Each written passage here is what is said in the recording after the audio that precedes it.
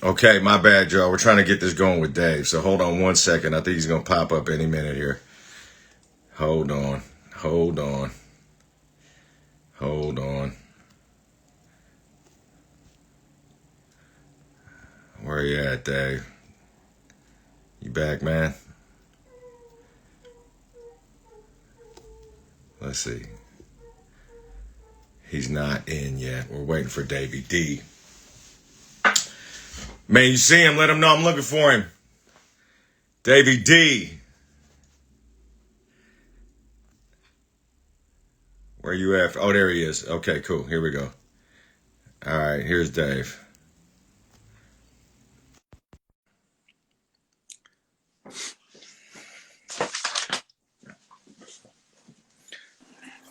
What up, man? How you doing, man? Good, good. They was trying not to let us in. Can you hear me okay? Yeah, can you hear me? I can. Can all y'all hear us okay out there? All y'all watching, can y'all hear us okay? Well, I want to say thank you, man. Welcome to another episode of Mobile Homies. This is a special episode because this is the first time we've done it as an Instagram Live. Oh, okay. All the other episodes we've done as Zoom sessions, pre-recorded. But, you know, the issues today call for it. You know what I mean? And, you know, I've known you for a long time. You're a dude that has always been very tied in what's happening, particularly in the Bay Area community. You know what I mean? Hey, you're going in and out on my end. Okay, I got all my bars, fam. I'm not sure if that's me or you. Oh man. Wait, let's just double check. You got dial up? You might Huh? have dial up. Is that what you're saying, man? I'm old school like that? I got all my bars, fam. You might have you know you got you might have like a soup can with two soup cans with a string in between, man. Hey man, sometimes the old way is the best way. Right. But you know what? I think all my bars are up now. Okay. All right. Can you hear me now? Are we good now? Are we Yeah, I got two internet feeds in the house. You have what? I have two internet feeds in the house. Okay. So in case one goes down, I go to the other. Okay. So so you're ready, basically. Yes, I'm always ready. Davey D is ready. Okay. Yes, sir. How Yes, are sir. you, man? How are you? I'm good, man. I've been hanging, just watching history be made. It's amazing. Yeah. We're in historic times, and it's very dangerous times. Yeah. I don't think people who maybe don't have a sense of history might not be able to fully grasp the significance of what's going on and why it is dangerous.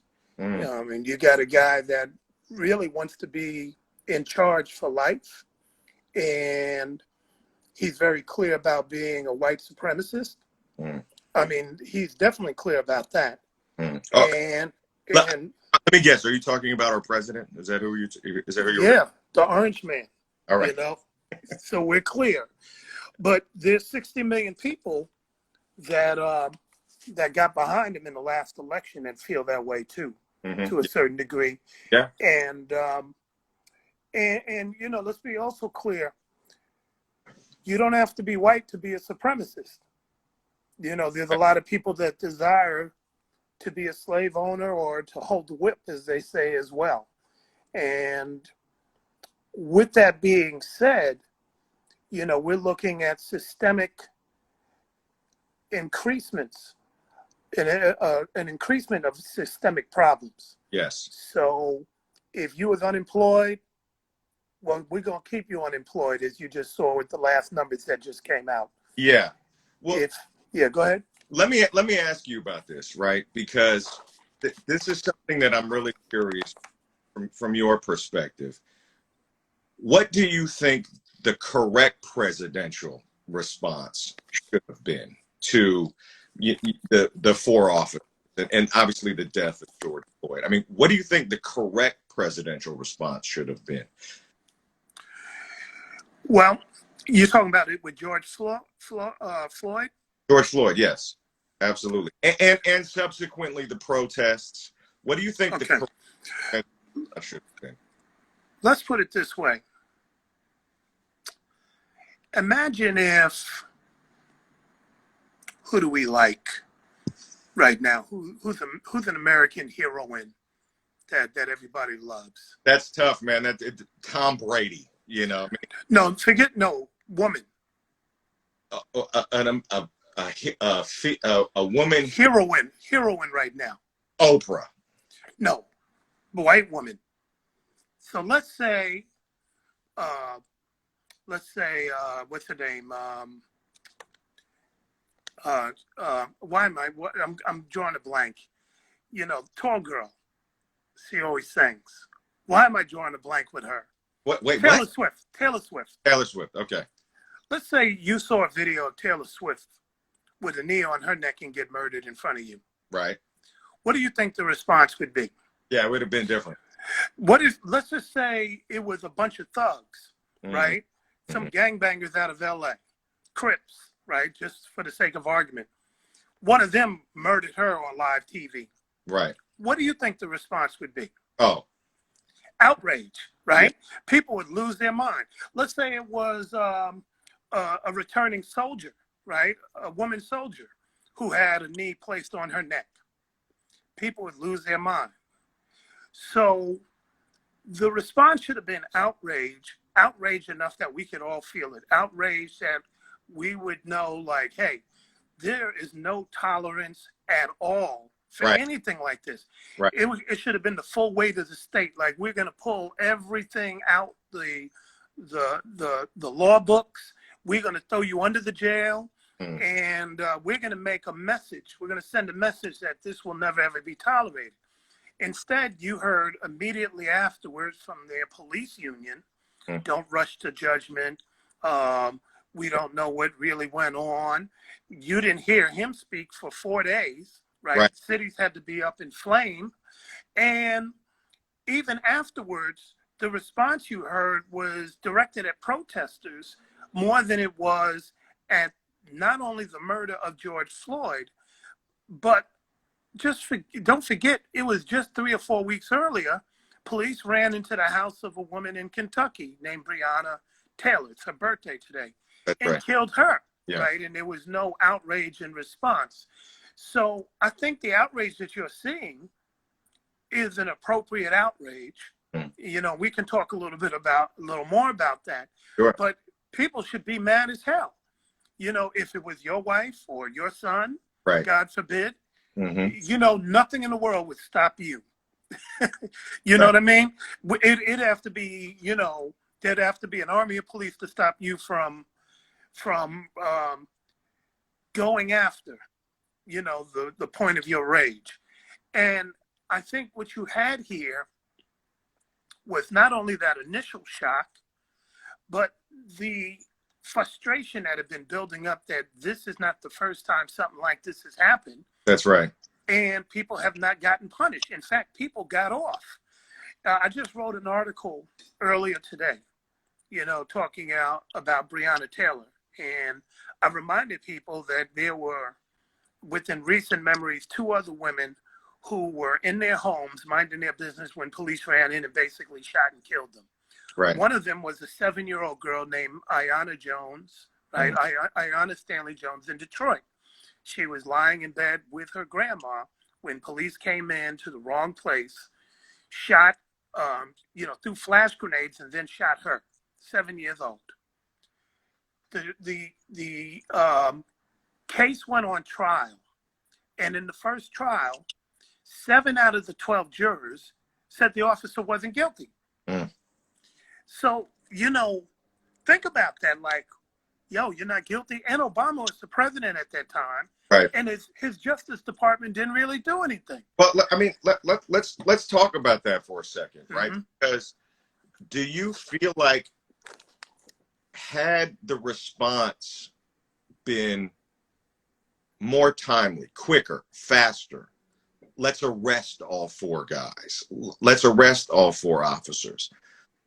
Let's bring them up on charges. do you feel like the protests would have been as widespread? Do you think we No, would? I think we'd be having another conversation. Yeah. We'd be having a conversation that centers around, you know, petitioning to change police policies. Like, let's make sure there are laws in the book that say you can't, you know, put a knee in somebody's neck. Right. You know, we would have had these type of conversations. You definitely wouldn't have had the outrage that you have now. Because what I saw, you know, and the Bay Area and Oakland always tends to be ground zero for these kinds of things, right? I mean, we have a tendency to respond, and we have a tendency, we mobilize when these things happen. I see that over and over again. We saw that with the Occupy movement. We see it anytime that there is, historically, actually, anytime that there's some sort of injustice, we mobilize, you know, and we mobilize in large numbers. But the thing that I saw was that, you know, as the days went by, the longer it went without the officers being charged, the more chaotic things got, the angrier people became. You know, the more extreme police behavior came, the more extreme our behavior came. Do you see what I mean? And what happened was, though, recently, right, over the past 48 hours, we saw all the officers being brought up on charges. Suddenly, you saw the curfews being eliminated. You saw the curfews being reduced. The temperature kind of comes down, you know? And well, so, you did see that. Yeah. Let me remind everybody, we can point to another situation where this happened.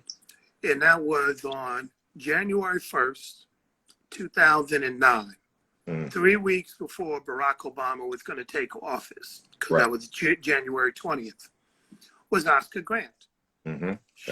Shot on a subway, you know, the BART train or BART station in front of hundreds of people. Police took all kind of cameras from folks. So that was, you know, remember, this is shocking. Like, we're taking my phone. Yeah, we need it for evidence, right? People were on a high because the first black president is getting ready to take office. He had already announced that he had a black attorney general for the first time, right? So people were on a euphoria. So this came as a shock. And immediately people were like... Eric Holder, you're talking about Eric Holder, right. But immediately people were like, something's going to happen here, right? I mean, Ron Dellums was our mayor. He didn't speak for 7 days, right? For 7 days, people watched this video. And they're like, the president ain't say nothing. Attorney General ain't say nothing. The mayor didn't say nothing. And it was a rally on the day of Oscar Grant's funeral down there at Fruitvale Station, right? This came after 100, not 10, 100 black leaders, elected officials, ministers, community organizers went up to the office of Tom Orloff. You know, there's a big picture. I was there. There's a big picture. You see them all standing there. They went to his office to say, can you press charges? He wouldn't let 100 black elected officials and organizers into his office. So that was kind of like, whoa. Then he was like, I'll let one of y'all in. He's like, no, you got to let everybody in. Then when he went in there, he tried to explain why this officer who shot Oscar Grant should not be pressed with charges. That's what happened that afternoon. So he was basically like, nah, we ain't going to do it. So what happened that evening? Oakland went on fire, right? That's right. The mayor came out there. He was crying. He was trying to get everybody to stop. People had lost it. They were like, yo, it's 7 days. 7 days. And so now what happened, you know, like within a couple of days after that? They went and arrested, you know, Johannes Mesling. They pressed charges on him. So folks can say what they want, but you got to put it into context. People waited. People did everything, and nothing happened. In Minneapolis, to give it some context, there was a guy that was murdered outside of Minneapolis. His name was Philando Castile, right? He was murdered in a place called, I think it was like Falcon Crest or Falcon Hill or something like that. Say But Crest? yeah, something like that. Falcon. It begins with a Falcon. That's what I remember. But Yeah. anyway, that's like if you live in Oakland and you got murdered in Piedmont. You know, it don't matter. Everybody from Oakland's gonna turn up, right? Right. So same thing, same thing. So everybody turned up and they did everything they're supposed to do. Let's Right. change police procedures. Let's do this. Let's do that. They went it peacefully. They went to trial. They said, nah, he ain't do nothing wrong. Let him go, right? Yes. Then you had Jamar Clark, right? That happened, I think, a little bit before that. And same thing. Nothing happened. And this is in Minneapolis. So you never heard Minneapolis on the news except when they were doing boycotts, when they went to the Mall of America. They did everything you're supposed to do. Right. And they ain't get no reprieve. Right. So when this happened, you know, that was the match that lit the flame. And so people got to remember, they got to put that into context. People just didn't wake up one day and said, let's go crazy. People woke up and it was like, yo, like again? We did everything right the first time. What are we going to do this time? Right. Well, I guess the point that I'm trying to make is that had the police moved quicker, Yep. or had the DA move faster to make arrests, you know, to bring these guys up on charges, you wouldn't see all this. Yep. And people have died in the protests. You know, Yep. what I mean? Police have gotten injured in the protests.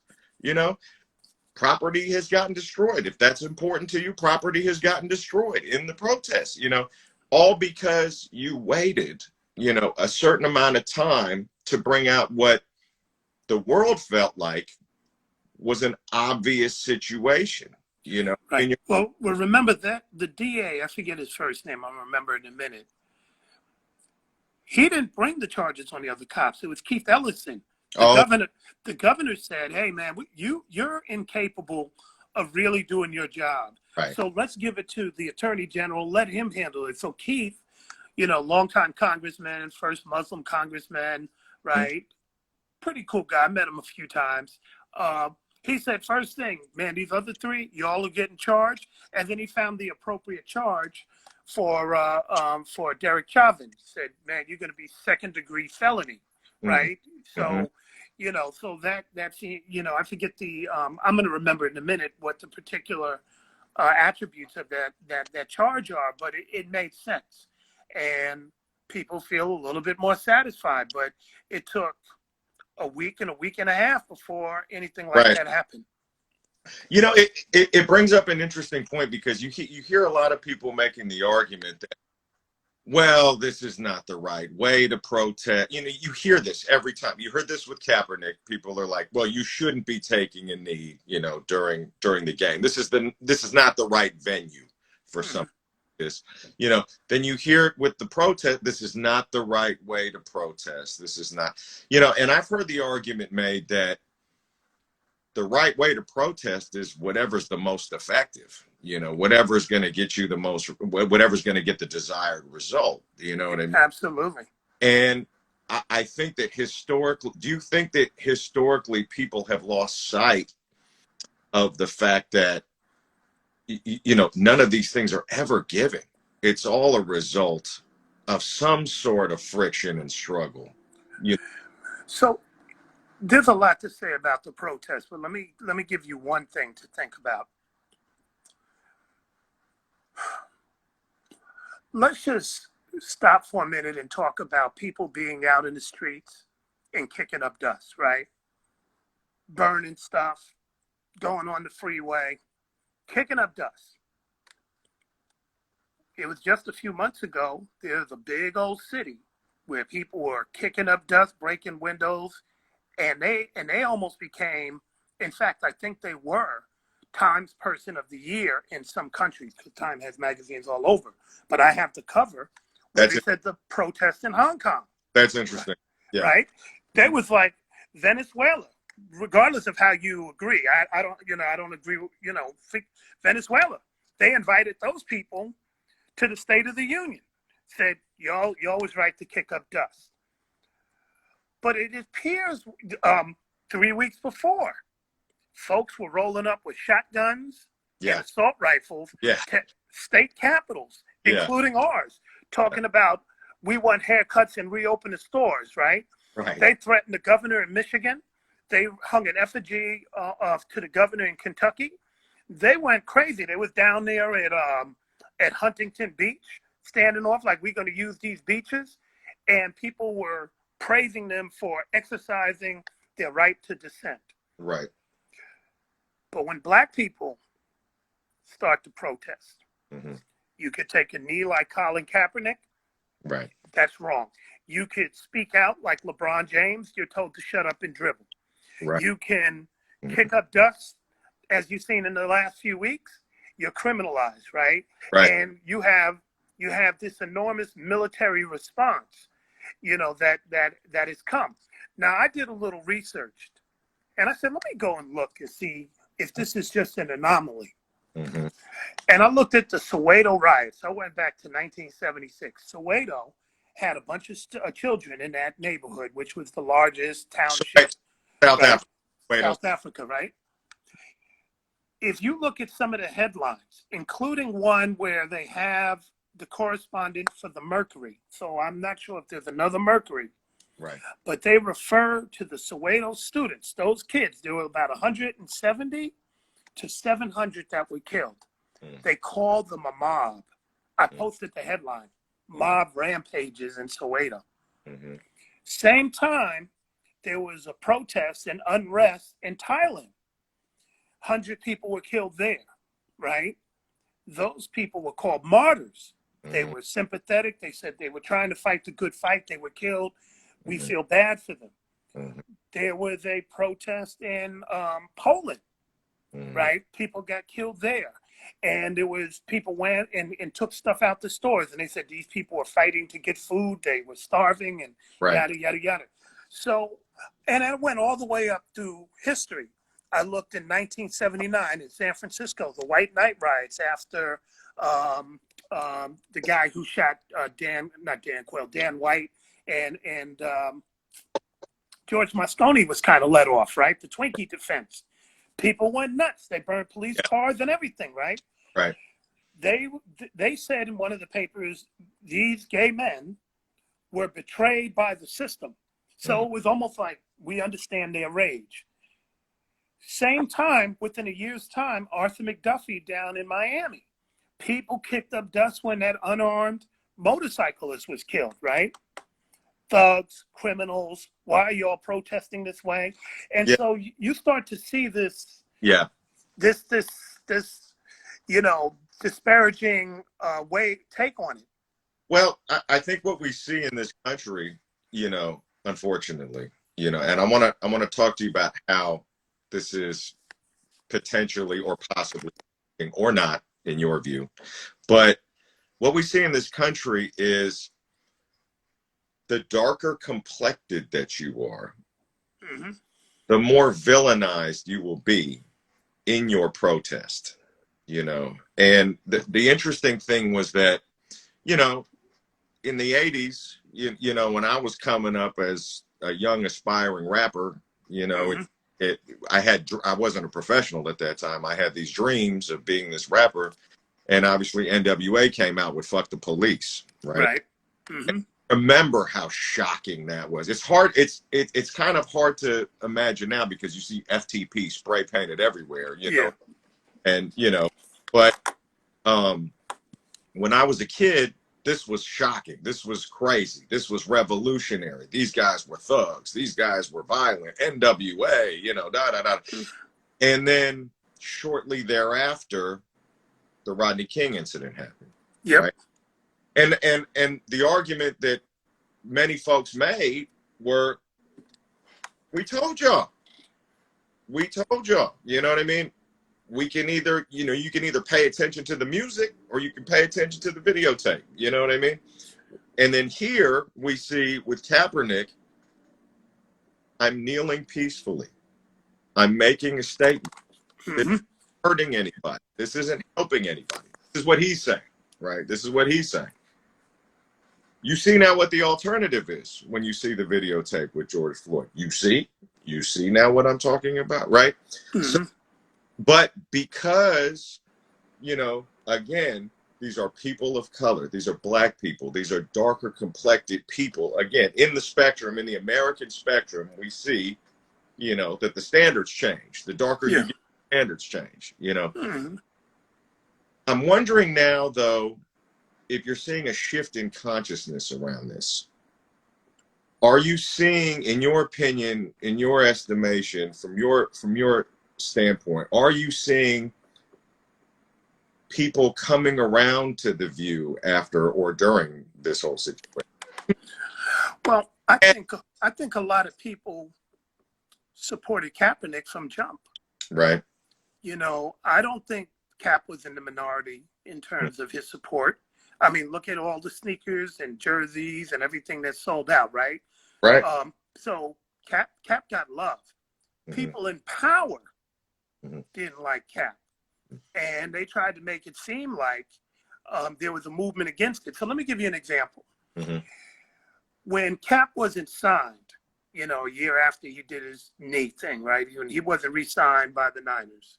Well, he had to bounce, and he wasn't re-signed, wasn't picked up. People said we're going to boycott the NFL, Right. and people did, right? And many people, including folks like myself, we started doing things on Sunday. Let's do our day parties on Sunday. Let's have chess matches, right? People stopped watching the games. Right. There were a lot of people that went, but there was a significant amount that stopped going. And what I mean by that is like, it's $500 to get the NFL package or something like that, right? I didn't get it that year. I haven't bought it since. You know, Right. my cousin had season tickets. He didn't renew his season tickets. Things like that were happening, right? People that said, if he ain't in, I'm not in. Mm. About midway through, you know, because you started having players take a knee every game. Right. You know, the Orange Man in the White House came up there and he said, you know, the Patriots, the patriotic citizens are going to boycott the NFL. Right. If this doesn't stop. And I thought about this for a minute. And I said, you know, I'm a diehard football fan that's been to many tailgates, right? Ain't nobody not going into a game who's a diehard football fan over some damn flag. I mean, to not pledge, right? I mean, if you go to the Raiders, Yeah. the Raiders was here. Yeah. There was an Army guy, right, who had his flag, right? He had the same spot. People will know what I'm talking about. It had his flag sitting there in the same spot for years. When the national anthem was sung, you didn't see him stand up and stop doing what he's doing. People were like, let me get that last beer. Let me go to the bathroom. Let me not trip. There was none of that. Nobody was sitting up there going, you know what? These players are kneeling. We're not going to the game no more. It was never that type of party. Now, people were the other way saying, hey, if you don't hire Kaepernick, we ain't fucking with the NFL no more. Right. We're going to turn out. But not the other way around. And just talk to a hardcore football fan. You know, if they was like, you know, the minute I saw these players kneel, I decided I'm turning in my tickets for the year. I'm never coming back to the game. Bullshit. You couldn't find, you'd be hard pressed to find people that did that. You'd be a lot easier to find people who said, I still don't watch the NFL. And so the point that I'm getting at is that the narrative, he was trying to create a narrative to make it seem like if there was low ratings, if there were people not coming to the games, if there was no more enthusiasm, if you didn't have people like me who would banter on social media and just have conversations about the NFL, you know, those things, they were trying to make it seem like that wasn't having an impact and that the real impact was from patriotic people who just didn't like folks kneeling. Right. And nah, that was not the case. Well, okay, so fast forward to this moment now, right? Because I mean, I've looked at your Instagram. I know you're on the ground. You've been at so many Oakland protests at this point, right? And when I look at the protest, I was surprised / excited to see so many different kinds of people supporting this movement now, you know, and I think that's one of the things that I haven't seen in the past, you know, like, really? Well, in the sense that right now, I feel like there's a cultural campaign right now to encourage quiet white people to speak up and to speak out. And this is something I've talked to a lot of people about this, and this is something that I feel like hasn't happened in the past. Well, you know, we've all had conversations with our white friends, and they're like, "Oh, that's terrible. What's going on? Oh, this is disgusting. What is your opinion?" You know, but I think though what you're seeing now is you're seeing a widespread global conversation and urging for white folks to speak to each other about these issues, to speak up, to be vocal, to be active around these issues in a way I don't think that we've seen, you know, holding people who are silent accountable. You know, we're in the Bay, so there's always been multicultural reaction to almost everything from Oscar Grant on down. That's a good point. There's always been people from all stripes. That's a good point. And if you really stop to look at it, people, you know, first of all, like if you're in California, even in the Bay, the people that get killed the most by police happen to be brown folks, right? So you might not see as much protest with them, right? But they can relate. So when stuff goes down, it's like, nah, that happened to my homie, my mother, my father. So you don't have a lot to translate, right? Right. It surprisingly happens a lot with many Pacific Islanders and Asian folks, right? So there's quite a few that are sitting around here going, oh, when we was in Richmond, when we was in San Mateo, when we was in Daly City. So there's a lot of Filipino folks. There's a lot of Laotians. You know, so the police brutality thing is not an unusual conversation. It's not an anomaly. People are like, nah, I get it. F the police. And you have the anti-war movement. You have the free speech movement. You have a number of these other movements that have come out where white folks have had run-ins with the police, labor situations. So the police misconduct and brutality has visited a whole lot of people. Right. Where they can look at that and be like, man, fuck them dudes. Yeah, it's relatable. Yeah. The second thing is that we're coming off a pandemic. Right. And in this pandemic. No, we are still in the pandemic. Yes. We are still, it's in full swing right now, you know. Right. Yeah. So guess what? People are sitting back there and they're going, dude, I didn't even get a stimulus check. Why? Because, you know, I didn't fill in my taxes from last year, so I didn't get nothing. Right. I don't got no money. Right. But I just saw this football team get 20 million. Yes. I saw a steakhouse get 10 million. I saw a whole bunch of people get a lot of money. So the inequality became very, very clear, right? $500 billion went out. And you saw, just to even get to $1,200, that was a fight. You saw people sitting up there going, I don't see why we need to do that. Why can't they live off $500 a month? Right. So people were like, yo, like for real? Yeah. So there were some stark realizations that even if you have a lighter skin complexion, there's a pretty good chance that you're going to be part of the have-nots if you're not already. Yeah, and I think what you're talking about is like this sort of perfect storm and this convergence of all these grievances and issues happening at once, right? Which I really agree with, and that's, I think that if you're looking at this, like you said, through a historical lens, I mean, we're in a point in history where, you know, this pandemic, COVID, and also, you know, this situation with George Floyd and police brutality, it's really showing, it's shining a light on all these cracks and deficiencies, right, that we have in society right now, whether it be poverty, whether it be police brutality, whether it be income inequality, whether it be healthcare, right? I mean, we're not going to get into all this today, but I mean, it's just showing that all these things are meeting at a certain epicenter right now, and it ripples out and it affects everybody. You know? In an election year. In an election year. with a president who's been, at the very least, polarizing and at the most very unpopular. Right. Right? Right. In many circles. Yeah. So you have all this stuff going on. Mm. So let's talk about what's going on out in the streets, right? Because people are going to talk about all the looting and all that. First of all, let's put this into context. Mm-hmm. Me and you, Lyrics Born, mm-hmm. we own a department store.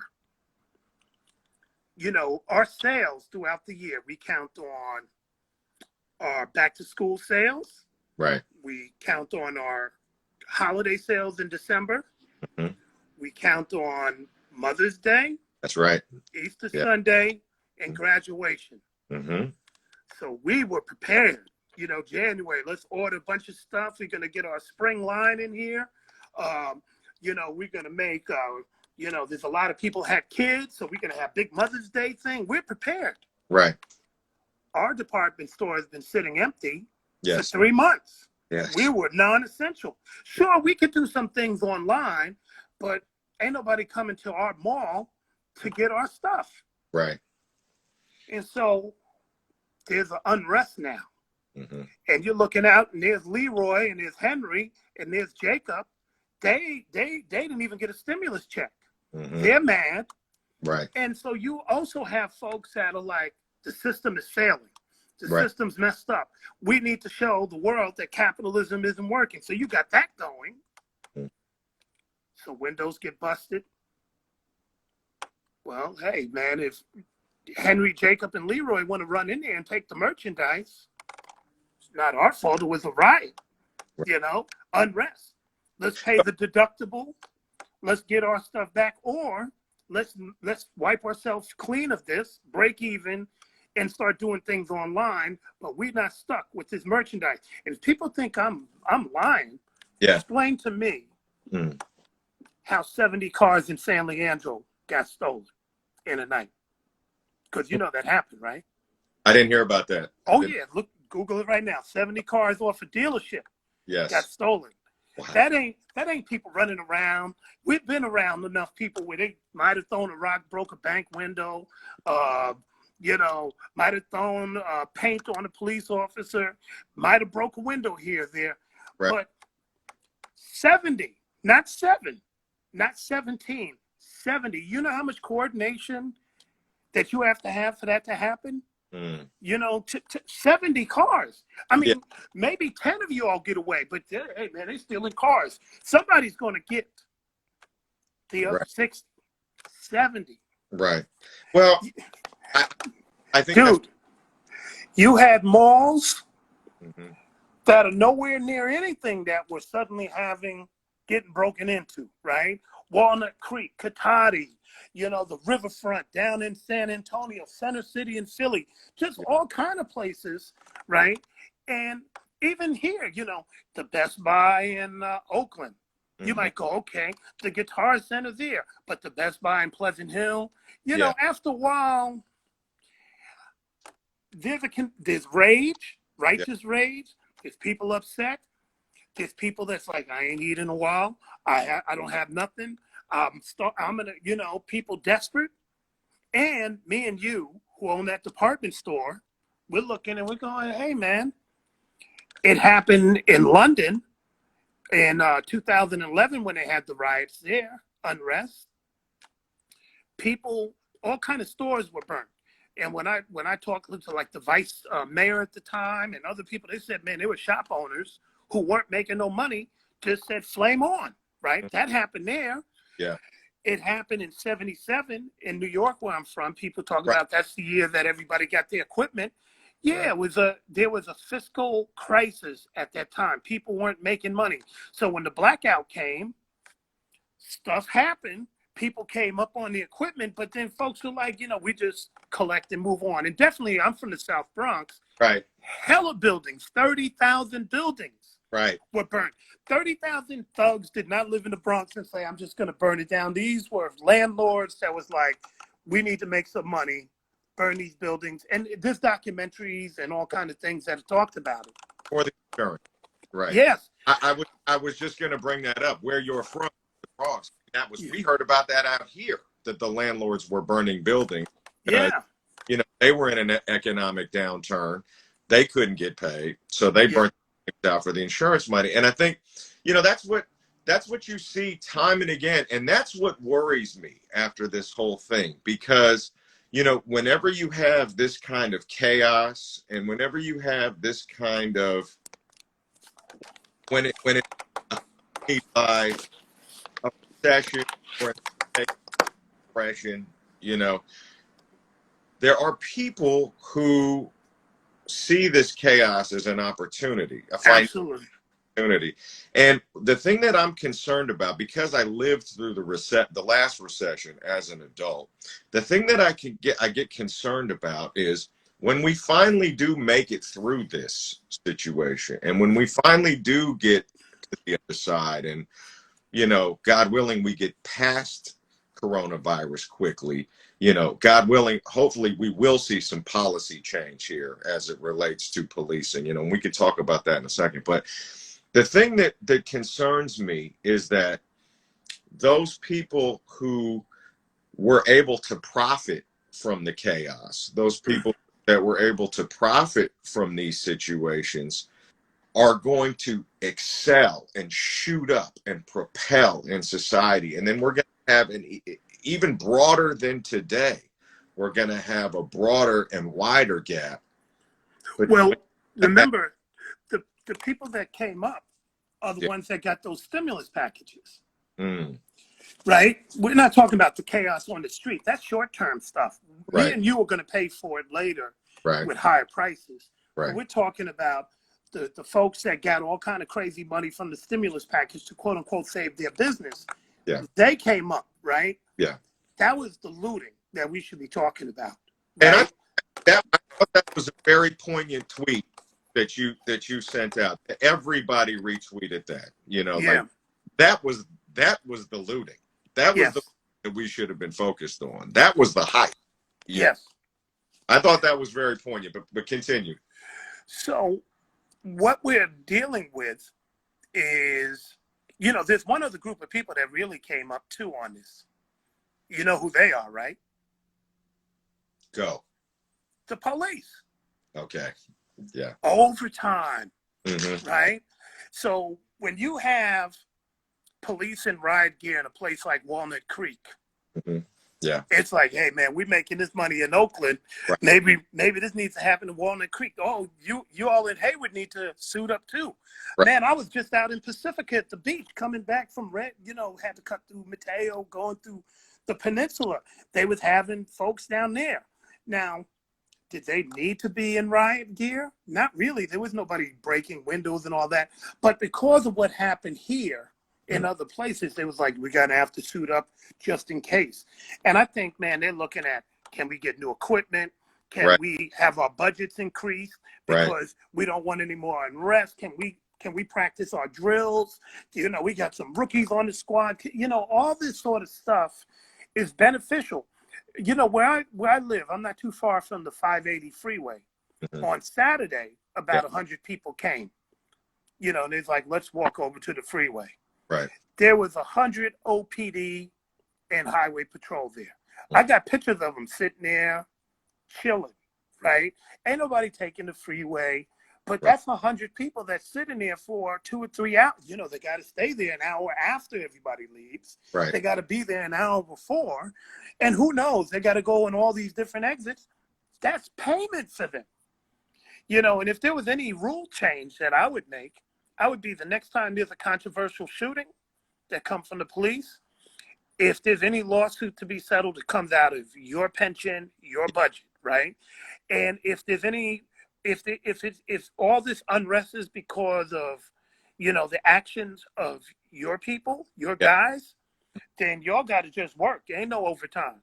You know, you're going to have to police yourself. Make sure that there ain't no bad apples in the batch, because you're going to be doing overtime and riot gear and everything for free. You know, you're not going to get no overtime. Yes. You know, once that happens, I think people start to clean up. They be like, yo, that's my money, that's my time. I'm not trying to do all this. Yeah, that's an interesting point, man, because I've seen that argument made quite a few times. People say, well, you know, these in order to hold police accountable to each other, right? Because you know, you do hear this parallel argument that, well, not all cops are bad, and you know, et cetera, et cetera. But the problem is, I think what happens when you have these incidents, and the argument was made, I've seen it made over and over again, that to defend these lawsuits, you know, obviously the taxpayers have been footing the bill, right? Mm-hmm. And the argument that has been made has been, well, listen, man, you know, if there's going to be all these civil lawsuits and so forth, and it's in your shop, well, then it should come out of your pension fund, you know, to fight these lawsuits or to settle them or whatever the outcome may be. That's the argument that I hear made, and the justification that I hear being made is, you know, the one would then hope that the good cops would be like, well, y'all fucking up our money now, so y'all need to clean up. You know what I mean? You know, you can't be taking money out of my pension because of your behavior, Mr. Bad Cop. You know? Yeah. And that's the argument that's made, is that suddenly you see this internal pressure. You want to know where that worked?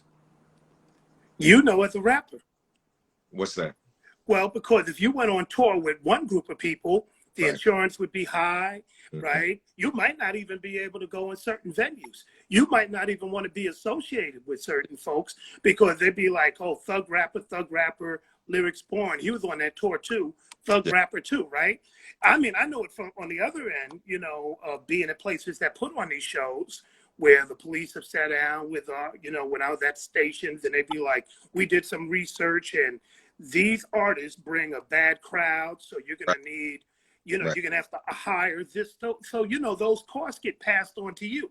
Right. So as a performer, you would be very careful, am I right or wrong, about who you go on tour with, right? Who you're going to perform with. You'd be like, Yes. I don't know if I want to be with this person, because now if something goes down, Yes.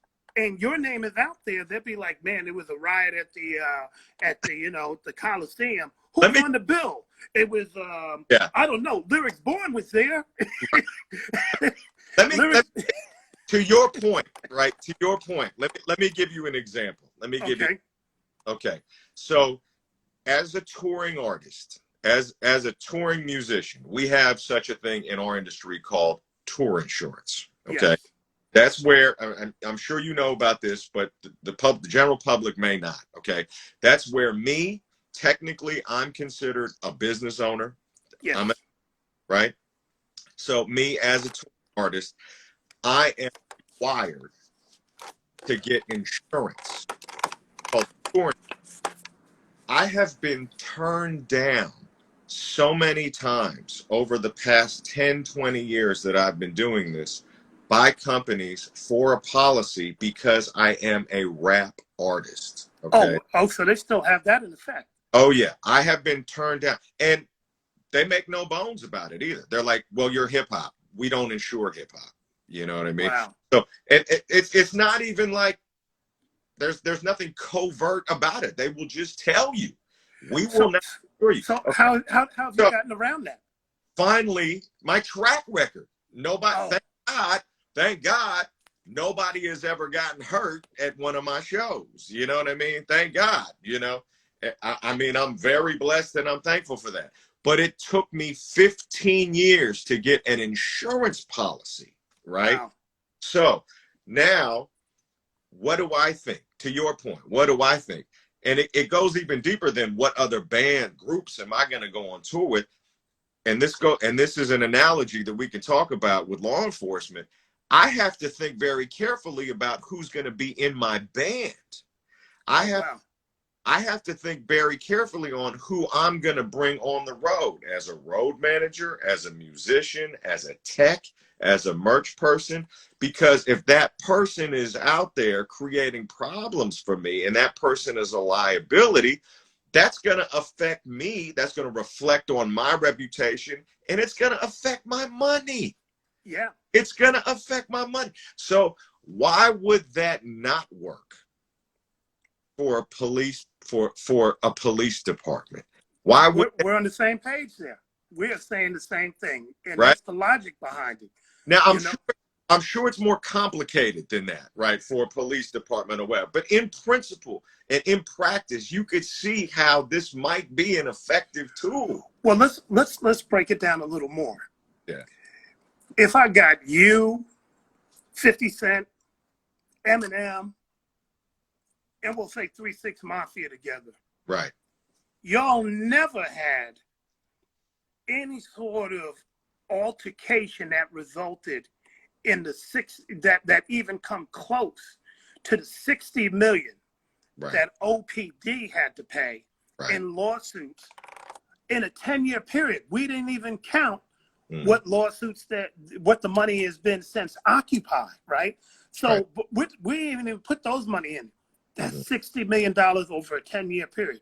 You know how much it was in LA? 120. Wow. Right? San Jose, 50 million. Wow. San Francisco, so we're talking about a lot of money.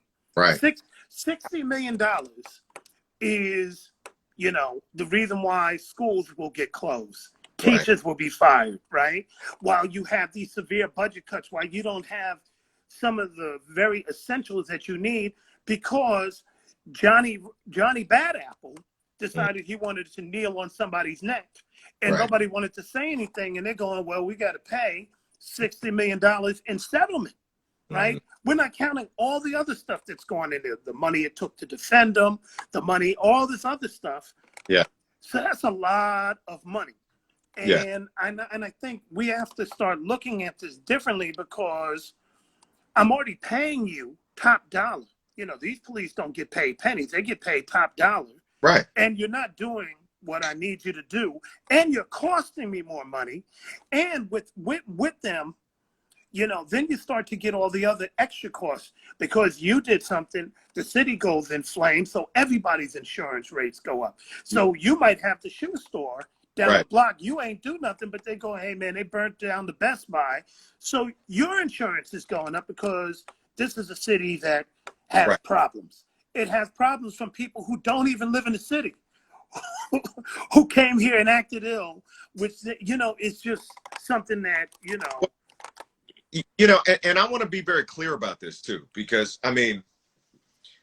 this is coming, what I'm about to say is coming from an Asian man, right, who has had guns pulled on him by police, who has been pulled over for no reason or some petty reason, who has been followed in my own neighborhood by police. And we don't get reported. I don't even know the numbers. I can't believe that I'm the only one. I can't tell you what those numbers are, No, there's a lot. Right. If you're in San Francisco, yeah, and let's say you're south of Market, yes, right, which has a large, predominantly Filipino population. Oh, yes. There's lots of people with lots of stories to tell. Right. If you're in Bayview, Hunters Point, and Sunnyvale, there's a lot of Samoan folks that have lots of stories to tell. But Asian folks have always been invisibilized, when we have these conversations, because, But this is the point that I'm trying to make, okay, is that, I'm not trying to co-opt the moment, okay? All I'm trying to say, right, is that I don't believe that they're all bad. I don't believe that. You know what I mean? But I do believe that we have a policy problem. We have a culture of intolerance problem within these departments. I do believe that. I believe it's systemic. I do believe it is ingrained. And what I want to know, what your opinion is now, seeing what we've seen, what is it going to take now to change that culture of policing? And when I say culture of policing, I'm not saying the complexion of policing, which, maybe that's an issue too. But Well, how do you change culture? In theory, takes time, right? People have to buy into a new set of rules. Right. And I don't care about that. If you had a gun pulled on you, or I remember when a cop pushed my mom, I'm not interested in culture. I want to know what the penalty is, because society itself, they're not interested in the culture of me changing. They want to be like, did he rob my house? Did he vandalize my car? Did he break my window on a Friday night? Right. You know what? What are they getting now? He's getting 1 year. Let's increase that to 10 years, right? And if he got to go to jail for 10 years to figure it out, that's on him. Now, we could argue about whether or not that's the most effective way, right? That's a whole other conversation, but that's the mindset of people. Like, put something in there so that, I don't want to give no more apples. I want a stick. I want to make sure that they know that there will be a political price, there will be a criminal price, there will be an economic price to pay if you mess up. Now, how whether you like me or not, that's immaterial. I don't care if you like me or not. I just want you to do your job. And from where I sit and where I think the community sits, if you can't do it, then either let's find a way for you to get you out of there, or let's find a way to make sure that you are severely punished so that you don't do this again. And just even trying to get that to happen is like pushing, it's like trying to sell ice to the devil. Folks will not do it. Like, I've asked elected officials, like, what's your plan of action? What do we have officers like the ones that were in Minneapolis on our on our police forces, and everybody hems and haws and doesn't want to answer? There was only one city council person in our, in Oakland that responded to our call immediately, and that was Nikki Furtado Bassett. Here's my plan. Here's what I think we need to do. And everybody else was kind of like, like a few days later, they came up with like one proposal, which was, we'll try to get rid of anybody who has connections to, white supremacist organization. Well, yeah, if police officers in a Klan, I don't think he should be working for Oakland. But how do we get rid of the people that don't have that don't have those affiliations, who act crazy anyway? And not all of them are white cops. There's a lot of cops of color that just act crazy. You're absolutely right. You're absolutely. That's what I'm saying. Like, the solution doesn't seem to be, let's just change leadership. Let's just fire that officer. Let's just, because then all we're doing, if the system is the problem, then really all we're doing is playing 3-card Molly again, right? Well, the loophole is that it's almost impossible to fire them. So if you fire the officer in Oakland, he can go to San Leandro to work. Yeah. And if he fired the guy in San Leandro, he can come to your neighborhood and work, and because for a long time they had what they call the Policeman's Bill of Rights. You couldn't even look to find out their personnel record. You couldn't find out if they had anything going on. So it's just, there's a lot of rules that were put in place that made it almost impossible for these guys to get any sort of permanent trouble. Like you said, if you messed up on tour, then there's going to be a penalty. Like, dude, you can't perform at our summer jam. You can't perform in this venue. Yeah. Let me give you an example just to show you. Before you do, Instagram Live is saying I have another minute left. So if we get cut off, I'll hit you right back. Okay. So you want to restart? We will restart on IG Live in a minute or so if this cuts off. But go ahead, continue. So a long time ago, Cypress Hill performed at the Bill Graham Civic, right? Great show, packed house. They had an opening act. Opening act came out and tried to get the crowd hyped. Everybody, everybody say ho. Crowd was kind of, low on the response. If you said all the F's, use the pejorative word for gays, right? So use the F word, be quiet or something like that. And, people kind of responded. But the next day, when we went back, people at the station said, yeah, Cypress Hill said all this bad stuff about gay folks. And it's like, nah, that wasn't them. That was their opening act. And it's like, yeah, well, we don't know about that. We're going to pull their record You know, they're going to have to write a letter of apology. So people, you know,